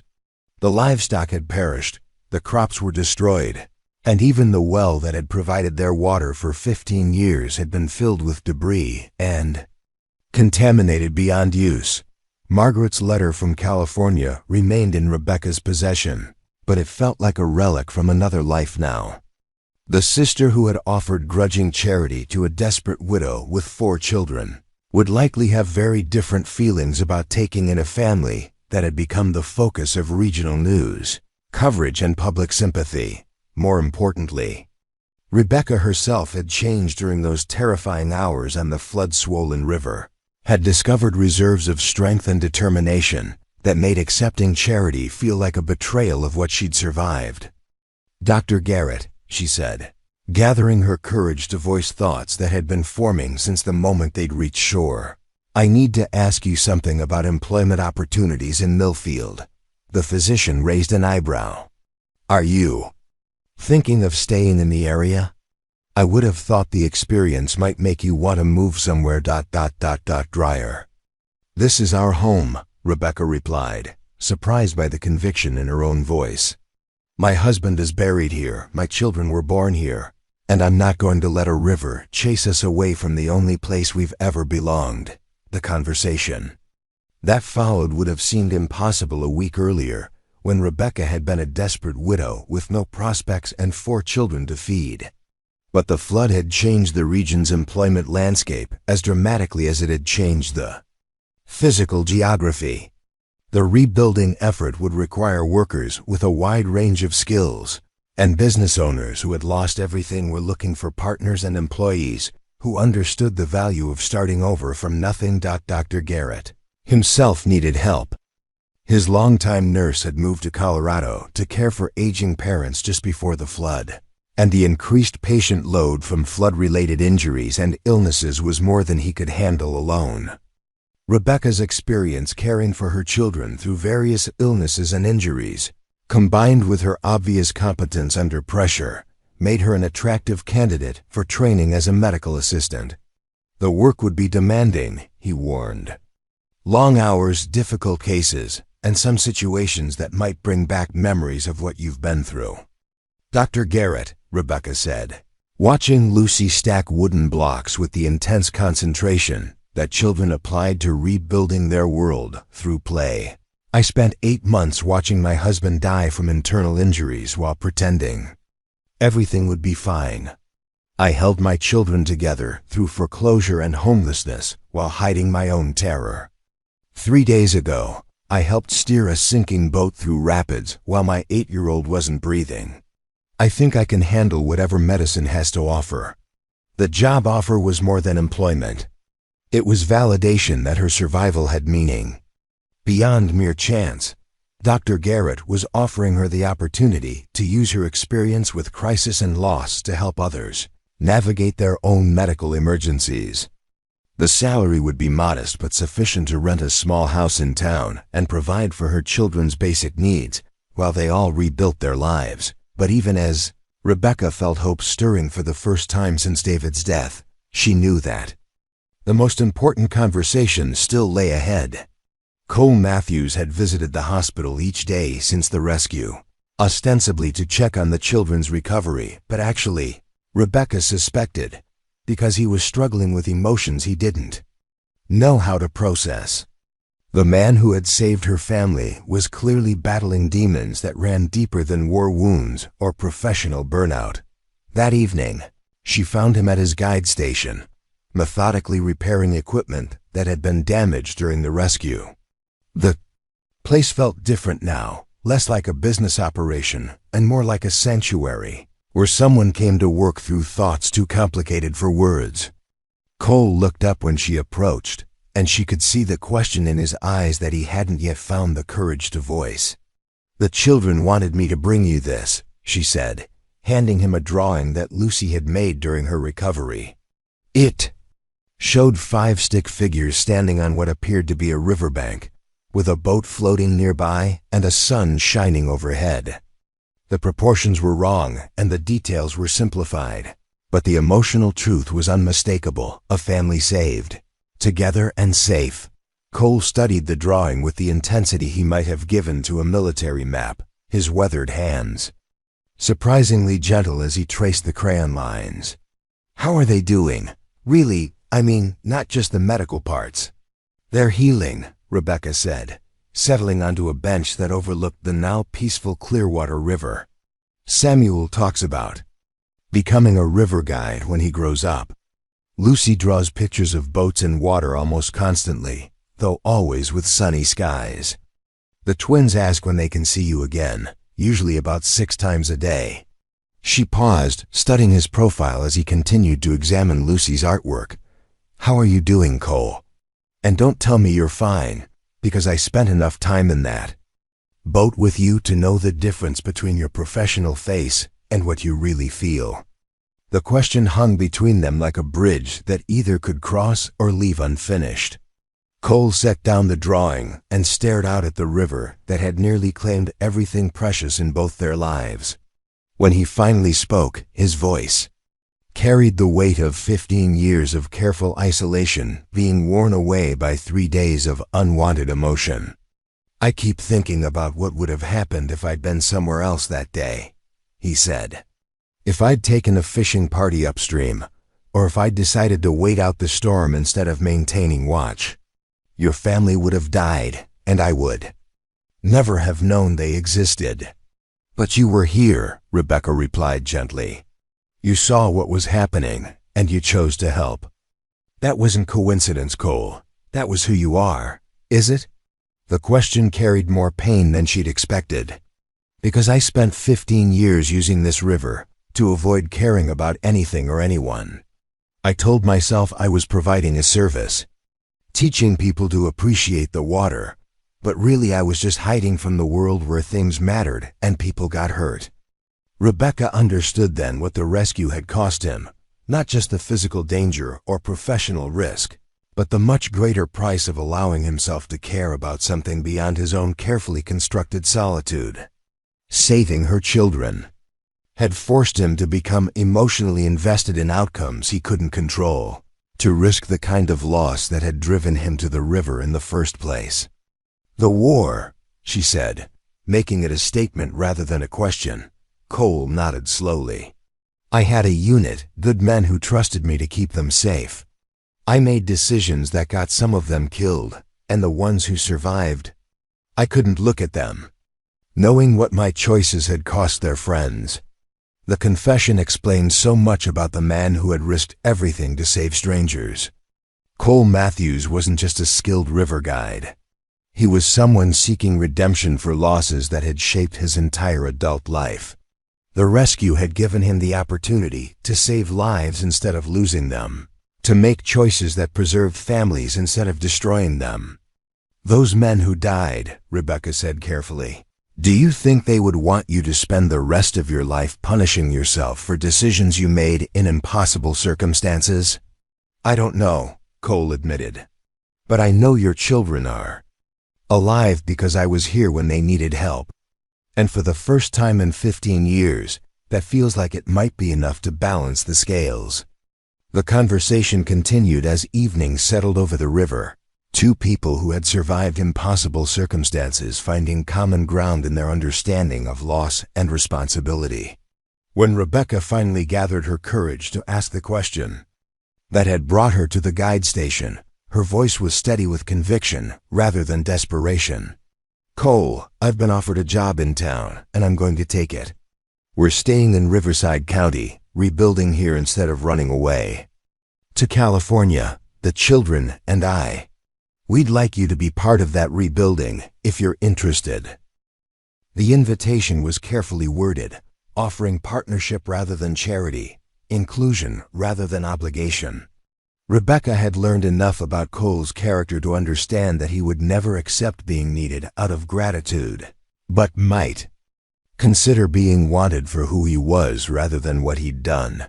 Cole was quiet for a long time, processing an offer that represented everything he'd avoided for 15 years.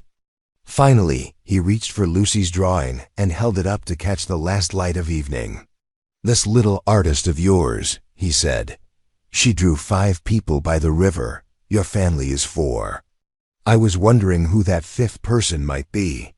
Rebecca looked at the drawing again, seeing it through his eyes for the first time. Lucy had indeed drawn 5 figures, and the extra one was standing slightly apart from the family group, but clearly part of the same scene. "I think," Rebecca said with a smile that felt like sunrise after the longest night of her life, "that Lucy might be smarter than all of us put together." 6 weeks after the flood, Rebecca Henderson's new life in Millfield was taking shape in ways she couldn't have imagined during those desperate months on the failing homestead. The small house she rented on Maple Street was nothing like the sprawling property she and David had built together, but it had something their old home had never possessed: the feeling of a future that extended beyond mere survival. Working as Dr. Garrett's medical assistant had proven more challenging and rewarding than she'd anticipated. The flood's aftermath had brought a steady stream of patients dealing with injuries, illnesses, and psychological trauma that tested her newly developing skills daily. Yesterday alone, she'd helped treat a rancher's broken arm, assisted with the birth of twins whose mother had been displaced by the disaster, and provided comfort to an elderly woman whose anxiety attacks had worsened since losing her home to the floodwaters. But it was the work itself that had surprised her most. Rebecca discovered she possessed an intuitive understanding of how to calm frightened patients, how to anticipate Dr. Garrett's needs during complex procedures, and how to balance professional competence with genuine compassion, the skills she'd developed caring for David during his final illness, and for her children through various crises, translated perfectly to medical work that felt more like calling than employment. "You have a gift for this," Dr. Garrett had told her the previous week after she'd successfully talked a panicked logger through having a deep cut sutured without anesthesia. "Most people either have the technical skills or the bedside manner. You seem to have both naturally." The children had adapted to town life with the resilience that had carried them through the flood itself. Samuel attended the local school and had quickly established himself as the boy who'd survived Devil's Canyon, a reputation that brought both admiration from classmates and responsibility he wore with surprising maturity. Lucy's artistic talents had flourished under the encouragement of her teacher, Miss Patricia Walsh, who'd recognized exceptional ability in the drawings that had started as flood processing and evolved into sophisticated observations of the world. Around her, Emma and Ethan had found their place among the kindergarten students with typical 5-year-old adaptability, though their play often involved elaborate games about boats and rivers that made other parents nervous and proud in equal measure. Their teacher had mentioned to Rebecca that the twins showed unusual cooperation and problem-solving abilities, qualities that had probably been sharpened by their shared survival experience. The financial stability that came with regular employment had allowed Rebecca to begin planning beyond immediate necessities. She'd opened a savings account at Millfield Bank, the same institution that had been prepared to foreclose on their homestead just 2 months earlier. The irony wasn't lost on her that she now banked with people who'd once been her creditors. But President Harrison Mitchell had been genuinely apologetic about the family's earlier difficulties and had gone out of his way to offer favorable terms on her new accounts. But the most significant change in their lives centered around Cole Matthews and the gradual way he'd become part of their daily routine. What had started as awkward visits to check on the children's recovery had evolved into regular dinners at Rebecca's house, fishing expeditions with Samuel, art lessons with Lucy, and the kind of comfortable domestic rhythm that felt both natural and miraculous. Cole had proven surprisingly adept at adapting his solitary lifestyle to accommodate the chaos of family life. His river guide experience had taught him patience and observation skills that translated perfectly to understanding what each child needed at different moments. Samuel craved the kind of practical knowledge that Cole possessed in abundance: how to read weather patterns, tie knots that wouldn't fail under pressure, understand the subtle signs that warned of danger in natural settings. Lucy responded to Cole's quiet appreciation for her artistic vision, the way he studied her drawings with the same intensity he brought to reading river conditions. The twins had simply adopted him as an additional parent without question or ceremony. Emma and Ethan seemed to operate on the assumption that any adult who participated in their rescue was automatically family, and they treated Cole's presence with the matter-of-fact acceptance that children reserve for facts as basic as sunrise and dinner time.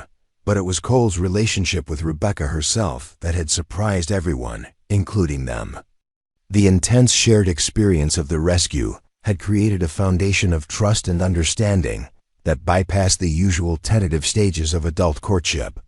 They'd seen each other under the worst possible circumstances and had discovered compatibility. that went far deeper than surface attraction or social convenience. Cole brought practical knowledge and emotional stability that complemented Rebecca's natural warmth and intuitive understanding of people's needs.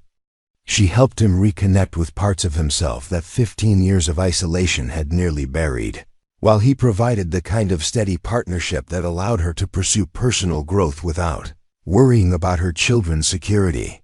Their relationship had developed with the careful deliberation of two people who'd learned that life could change catastrophically without warning, but who'd also discovered that shared purpose could create something stronger than either could achieve alone. They spent evenings on Rebecca's front porch while the children played in the yard, talking through decisions about work, child rearing, and the gradual process of building a life together without rushing toward commitments that needed time to develop properly. The turning point came on a crisp October evening when Samuel approached them with the kind of serious expression that meant he'd been thinking about something important for quite some time. The 10-year-old had inherited his father's tendency toward careful consideration of complex issues, and when he'd reached a conclusion about something that mattered, his opinions carried weight that adults ignored at their peril. "Mr. Matthews," Samuel said, settling onto the porch steps with the formality he used when preparing to address grown-up topics, "I've been thinking about our family situation, and I want to ask you something important." Cole and Rebecca exchanged glances, recognizing that whatever Samuel had decided to discuss would probably be more perceptive and direct than most adult conversations about the same topics. "What's on your mind, son?" Cole asked, using the casual endearment that had developed naturally over their weeks of shared meals and fishing expeditions. "Are you planning to marry my mother?" Samuel asked with the straightforward approach that cut through all the careful dancing around the subject that the adults had been doing. "Because if you are, I think you should know that we all approve. And if you're not, I think you should know that we'd like you to reconsider." The question hung in the evening air like a challenge and an invitation combined. Rebecca felt her heart stop for a moment, not because Samuel's observation was wrong, but because it forced into the open a conversation she and Cole had been approaching carefully for weeks without quite reaching. Cole was quiet for a long moment, processing the 10-year-old's question with the same careful consideration he'd given to reading water conditions during the rescue. When he finally responded, his voice carried the weight of someone who'd thought through all the implications, but had needed permission to voice his conclusions. "Samuel," he said, "I've been thinking about the same thing. Your mother is the strongest, smartest, most capable person I've ever met, and you children are the best argument I've ever encountered for believing that families can survive anything if they stick together." He paused, glancing at Rebecca with a question in his eyes that she answered with a slight nod of encouragement. "The thing is," Cole continued, "marriage is something that affects everyone in the family, not just the adults. So before I could ask your mother to marry me, I needed to know that you and your sisters and brother would be comfortable with having me as a stepfather permanently." Samuel's response was immediate and decisive. "Mr. Matthews, you jumped into a flood to save us when any sensible person would have stayed safely on shore. You brought us all home alive when we should have died. If that doesn't qualify you to be part of our family, I don't know what would." The boy's endorsement was delivered with such serious conviction that both adults found themselves smiling.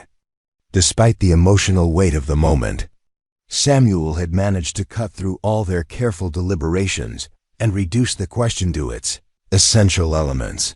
They'd proven themselves to each other under impossible circumstances, and now they had the opportunity to build something permanent from the trust and affection that had grown from that shared crisis. "There's something else," Samuel added, reaching into his pocket and pulling out a small object wrapped in one of Lucy's drawings. "We've been talking about this as a family, all of us kids, I mean, and we wanted to give you something." The wrapped object was David Henderson's wedding ring, the one Rebecca had sold months earlier to buy winter clothes for the children. Samuel had somehow managed to track it down and purchase it back using money he'd earned helping with flood cleanup. Work around town. We know it belonged to our father, Samuel explained. But we also know he would want our family to continue, and he would approve of you being the person to help make that happen. We thought maybe you could use this when you ask Mama to marry you so Daddy could be part of the ceremony too. The gesture broke something loose in Cole's chest that had been locked away since the war. These children, who'd lost their father and nearly lost their lives, were actively working to create a new family that honored their past while embracing their future. They were offering him not just acceptance, but genuine adoption into a unit that had proven its strength under the worst possible conditions. Rebecca was crying openly now, overwhelmed by her children's maturity and generosity, by the careful way they'd orchestrated this moment to give the adults permission to formalize what everyone already understood about their commitment to each other. Cole accepted the ring with hands that trembled slightly, understanding that he was receiving much more than a piece of jewelry. He was being entrusted with the continuation of a family legacy, with the responsibility of helping raise children who would grow up understanding that love could survive any catastrophe and that families could be created by choice as well as birth. Samuel, he said, his voice rough with emotion, you tell your sisters and brother that I accept this gift and the responsibility that comes with it. And you can tell them that I'm going to do my best to be worthy of the trust you're placing in me. The proposal itself, when it came later that evening after the children had been tucked into bed, was almost anticlimactic after Samuel's orchestrated family endorsement. Cole and Rebecca sat on the front porch swing that had become their favorite place for important conversations, watching the stars emerge over a town that was rebuilding itself from flood damage with the same determination their own relationship had shown. Rebecca, Cole said, taking her hand and feeling David's ring warm against his palm, your son has made it very clear that I'm supposed to ask you something important. Has he now? Rebecca replied with a smile that carried both amusement and anticipation. And what might that be? Will you marry me? Cole asked, presenting the ring that represented continuity and new beginnings in equal measure. Will you let me help you finish raising those remarkable children of yours? And will you help me become the kind of man who deserves to be part of your family? Rebecca's answer was everything he'd hoped for, and more. A yes that encompassed not just acceptance but genuine enthusiasm for the future they would build together. As she slipped David's ring onto Cole's finger, a temporary arrangement until they could shop for wedding bands together, she understood that they were creating something unprecedented, a marriage built on shared survival, mutual respect, and the kind of love that had been tested by catastrophe and proven unbreakable. The wedding planning could wait. Tonight was about understanding that their family had officially become permanent, and that the children who'd survived a flash flood had gained not just a stepfather, but a man who would spend the rest of his life ensuring that they never faced danger alone again. The letter arrived on a Tuesday morning in late November, delivered by the Postal Service with the same routine efficiency as bills and advertisements, carrying no external hint of the bombshell it contained. Rebecca was preparing breakfast before her shift at Dr. Garrett's office when Sheriff Morrison knocked on her door, his expression serious in a way that immediately brought back memories of that terrible day when everything had changed. Mrs.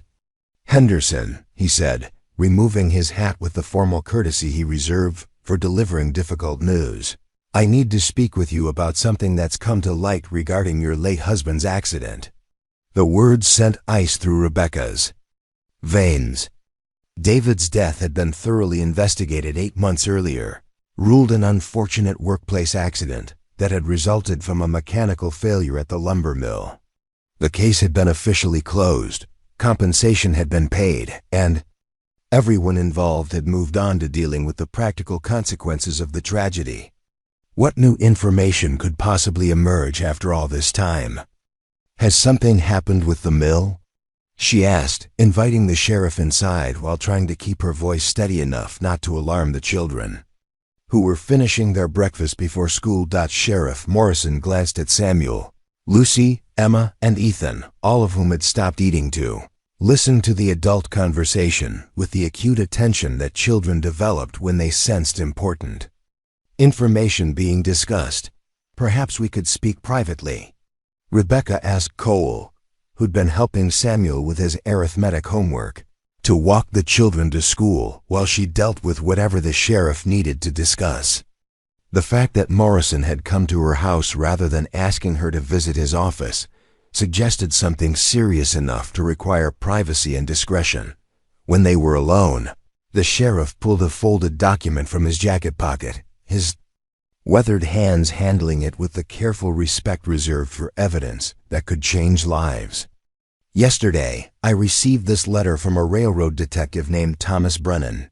He's been investigating a series of what appeared to be unrelated accidents at various industrial sites across 3 states.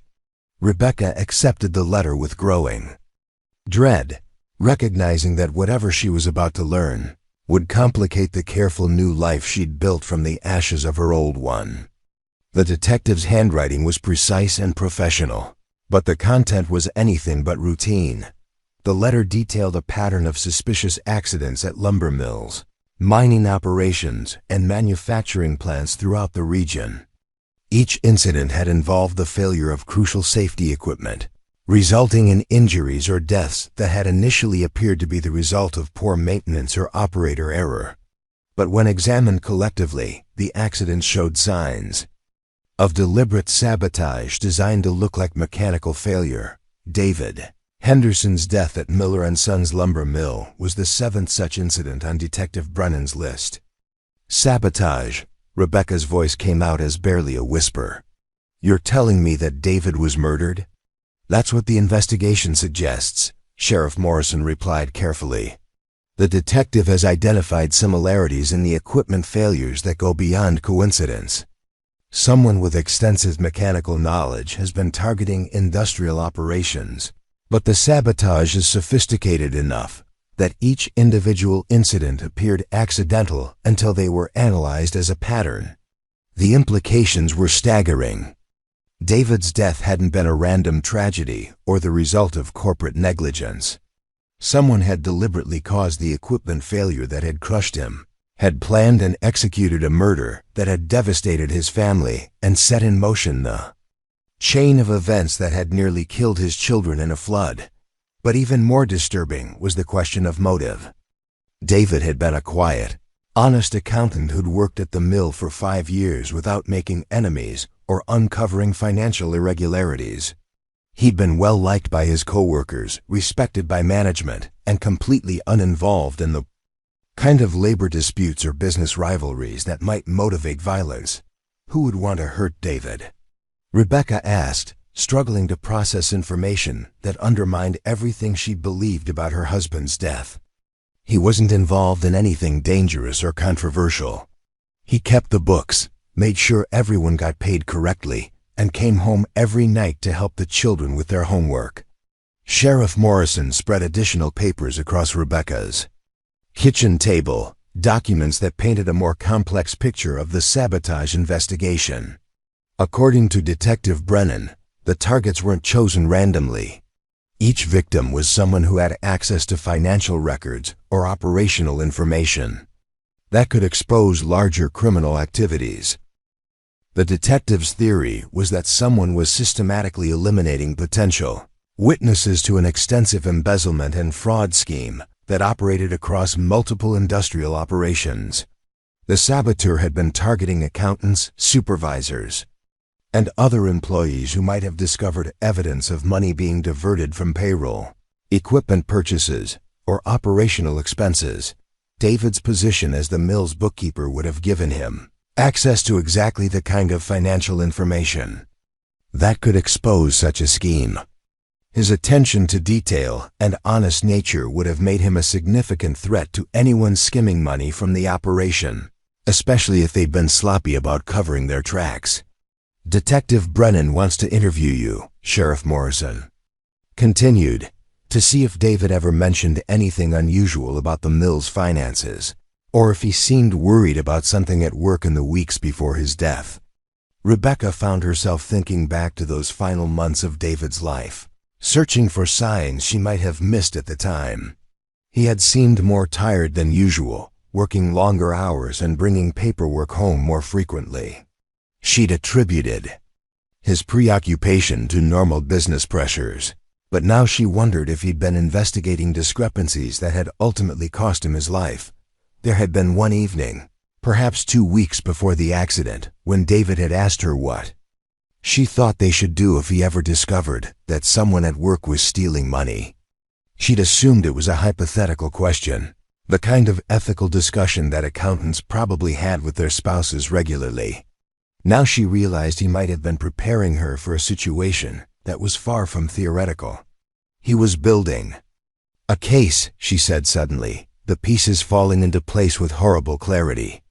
David had found evidence of theft, but he was being careful about how he handled it. He always said that accusations without proof were just gossip, and gossip could destroy innocent people's reputations. The sheriff made notes as Rebecca recalled details that had seemed insignificant at the time, but now carried sinister implications. David had been working late several nights a week, claiming he was reviewing old records to ensure accuracy for an upcoming audit. He'd been asking questions about normal procedures for reporting financial irregularities to authorities.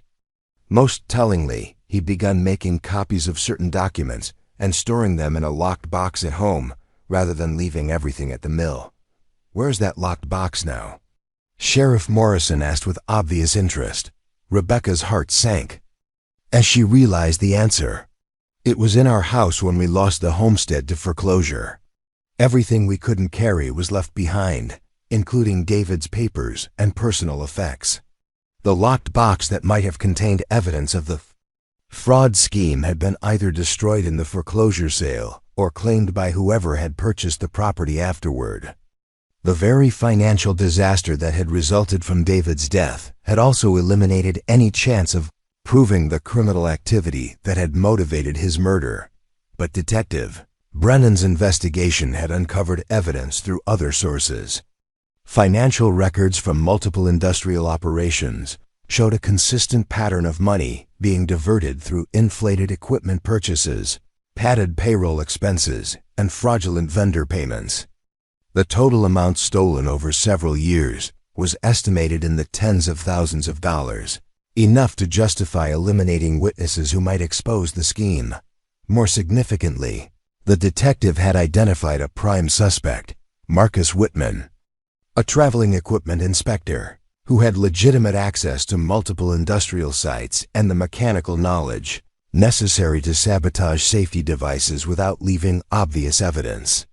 Whitman had been present at each location shortly before the suspicious accidents occurred, and his financial records showed unexplained income that coincided with the thefts. "They've arrested him?"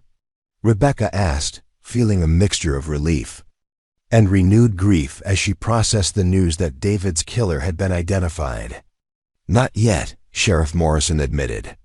"Whitman disappeared 3 weeks ago, apparently aware that the investigation was closing in on him. But Detective Brennan believes they'll locate him soon. In the meantime, he wanted to inform the victims' families about what they'd discovered. The revelation that David had been murdered rather than killed in an accident changed everything about how Rebecca understood her husband's death and her family's subsequent struggles. The foreclosure, the desperate journey that had nearly killed her children, the months of poverty and uncertainty, all of it had resulted from a deliberate criminal act rather than an unfortunate tragedy, but it also raised disturbing questions about whether Whitman's crimes had ended with the sabotage. If he was still at large and aware that his activities had been discovered, would he consider Rebecca and her children to be potential threats? Did they possess information or evidence that might help convict him, even if they weren't aware of its significance? "Sheriff," Rebecca said, voicing the fear that was growing in her chest, "if this man killed David to prevent him from exposing the fraud, And if he knows the investigation has identified him, might he consider our family to be unfinished business? The question hung between them like a threat that neither wanted to acknowledge but couldn't ignore. Whitman had already demonstrated his willingness to commit murder to protect his criminal enterprise. If he believed the Henderson family possessed evidence that could convict him, or if he simply wanted to eliminate all connections to his past crimes, he might view them as targets rather than merely victims. Sheriff Morrison's expression grew grimmer as he considered the implications. Detective Brennan mentioned the same concern. Until Whitman is apprehended, he's recommending that the families of his victims take additional precautions. I've already arranged for increased patrols around your neighborhood, and I think it would be wise to make sure Cole knows about this situation. The irony wasn't lost on Rebecca that the man who'd saved her family from a flood might now need to protect them from a different kind of danger entirely. Cole's military background and intimate knowledge of the local terrain could prove valuable if Whitman decided to target them, but the thought of asking him to risk his life for her family again felt almost unbearable. When Cole returned from walking the children to school, Rebecca shared the sheriff's news and watched his expression shift from surprise to concern to the kind of calm determination that had characterized his rescue efforts during the flood. The revelation that David had been murdered added a new dimension to their relationship, but it didn't change Cole's commitment to protecting the family he'd come to love. "We'll handle this," he said simply, settling into the chair beside Rebecca and taking her hand with reassuring strength. Whitman made a mistake when he decided to hurt this family. We survived a flood that should have killed us all. We can certainly handle one criminal who thinks he can intimidate us. But as Rebecca looked out the window at the peaceful street, where her children walked to school each morning, she couldn't shake the feeling that their ordeal was far from over. Somewhere out there, a man who'd killed her husband was still free, and until he was captured, her family would remain in danger. The flood had tested their physical survival. Now they would discover whether their newfound strength and unity could protect them from a threat that was deliberately targeting everything they'd worked to rebuild. Marcus. Whitman came for them on a cold December night when the ground was frozen and the Clearwater River ran silent and black under winter stars. He'd been watching the Henderson family for 3 weeks, learning their routines and waiting for an opportunity to eliminate the last potential witnesses to his crimes. What he hadn't counted on was that the man now protecting them had spent 15 years learning to read danger in all its forms. Cole sensed something wrong the moment he stepped onto Rebecca's front porch for their usual evening visit. His military training had taught him to trust the subtle warnings that most people dismissed as imagination, the feeling of being watched, the wrongness of familiar sounds, the absence of normal activity that suggested predators in the area. Tonight, every instinct he possessed was screaming danger. "Rebecca," he called softly through the front door, "bring the children to the back of the house, now." His tone carried the authority of someone who'd given life or death orders before, and Rebecca responded without question, within moments. She had Samuel, Lucy, Emma, and Ethan gathered in the kitchen, away from the front windows and closer to the back door that offered an escape route if necessary. Cole's assessment of their situation was grimly practical. Whitman had chosen his timing well, after dark but before most neighbors would be asleep, when sounds of struggle might be attributed to normal evening activities. The isolated location of Rebecca's rented house, which had seemed like peaceful privacy during their courtship, now represented tactical disadvantage against someone who'd planned his approach carefully. But Whitman had made one crucial miscalculation. He'd researched David Henderson thoroughly before killing him, learning enough about the accountant's habits and vulnerabilities to plan the perfect sabotage. He'd studied Rebecca's movements since arriving in Millfield, tracking her work schedule and the children's school routine with predatory patience. What he hadn't anticipated was Cole Matthews, a combat veteran whose survival instincts had been sharpened by both war and 15 years of navigating dangerous rivers. The attack began with a sound that Rebecca would remember for the rest of her life. The careful, deliberate footsteps of someone trying to move silently across her front porch. It was followed by the soft scraping of metal against metal as Whitman attempted to pick the front door lock rather than forcing entry that would create noise and alert neighbors. Cole moved with the fluid efficiency of someone executing a plan he'd hoped never to need. He positioned Rebecca and the children in the kitchen corner, farthest from any windows, handed Rebecca a carving knife from the counter, and gave her instructions delivered in a whisper that carried absolute conviction. "If I don't come back, or if anyone except me tries to come through that back door, take the children and run to the sheriff's office. Don't stop for anything, don't look back, and don't trust anyone who isn't wearing a badge." Samuel, demonstrating the maturity that had characterized his behavior since the flood, stepped forward with quiet determination. "Mr. Matthews, I can help. I know how to use Papa's hunting rifle." "I know you can, son," Cole replied, pride and concern warring in his voice. "But your job is to protect your mother and sisters if something happens to me. That's more important than fighting." The front door opened with a soft click that announced Whitman's successful entry into the house. Cole could hear the careful footsteps of someone moving through the living room, checking corners and doorways with the methodical approach of someone who'd planned this encounter in detail. The killer was taking his time, confident that his victims were trapped and unaware of his presence. Cole's counterattack was everything his military training had taught him about turning defensive positions into offensive advantages. Instead of waiting for Whitman to reach the kitchen, he moved to intercept the intruder in the narrow hallway that connected the front and back of the house. The confined space would limit Whitman's mobility while giving Cole the opportunity to use his superior knowledge of the house's layout. The confrontation was swift, violent, and decisive. Whitman was strong and desperate, armed with the same mechanical tools he'd used to sabotage industrial equipment, but he was facing an opponent who'd survived combat against trained soldiers in jungle warfare. Cole's experience with life-or-death situations under extreme stress gave him advantages that Whitman's careful planning couldn't overcome. When Sheriff Morrison arrived 15 minutes later in response to Rebecca's frantic telephone call, he found Whitman unconscious and securely tied with rope that Cole had produced from his truck, the same type of rescue rope that had saved the Henderson family from the flood months earlier. The irony wasn't lost on anyone that the tools used to preserve life had now been employed to capture someone who dedicated himself to destroying it. Detective Brennan arrived from the state capitol the following morning to take custody of Whitman and to close a case that had consumed 18 months of investigation across 3 states.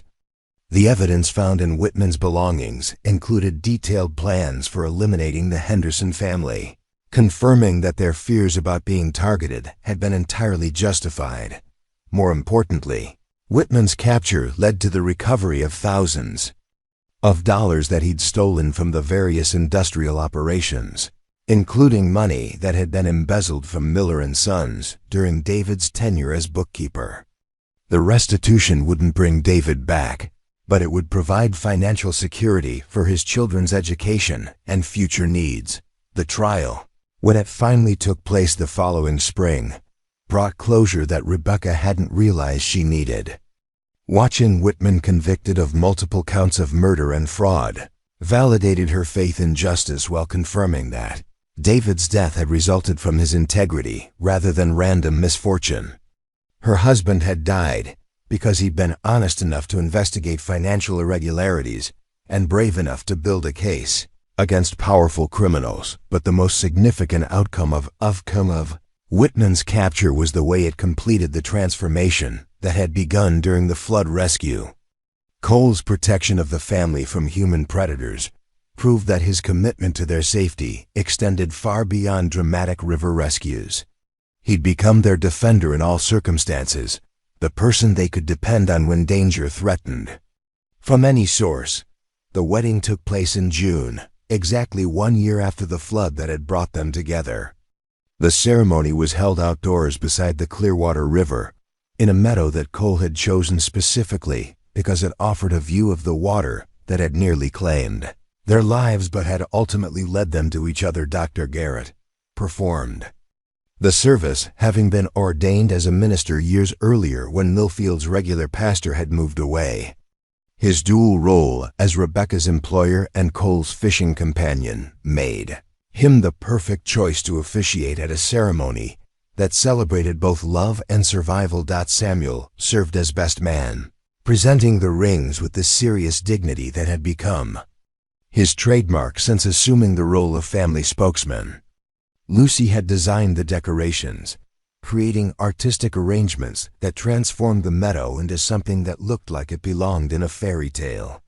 Emma and Ethan served as flower children, scattering petals with the enthusiasm that 5-year-olds brought to any activity involving throwing things.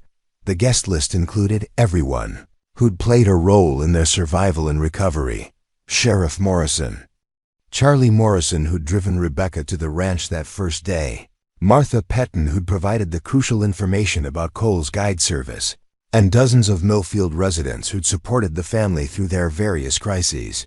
Detective Brennan attended as a special guest, bringing news that Whitman's conviction had led to the capture of 2 additional criminals involved in the multi-state fraud scheme. The detective's presence served as a reminder of how far they'd all traveled from the desperate circumstances that had nearly destroyed them. But the most meaningful moment came when Rebecca and Cole exchanged vows they'd written themselves, promises that acknowledged both the terrible losses that had shaped their pasts and the incredible hopes they held for their shared future. Cole's vow to love and protect not just Rebecca, but also the children who'd accepted him as their father, brought tears to eyes throughout the gathering. Rebecca's promise to help Cole continue healing from his war wounds while building a life that honored both David's memory and their new love demonstrated the emotional wisdom that had carried her through every crisis they'd faced. When Cole slipped David's ring onto Rebecca's finger, the same ring that Samuel had recovered and presented months earlier, the symbolism wasn't lost on anyone present. The past was being honored and incorporated into the future rather than forgotten or replaced.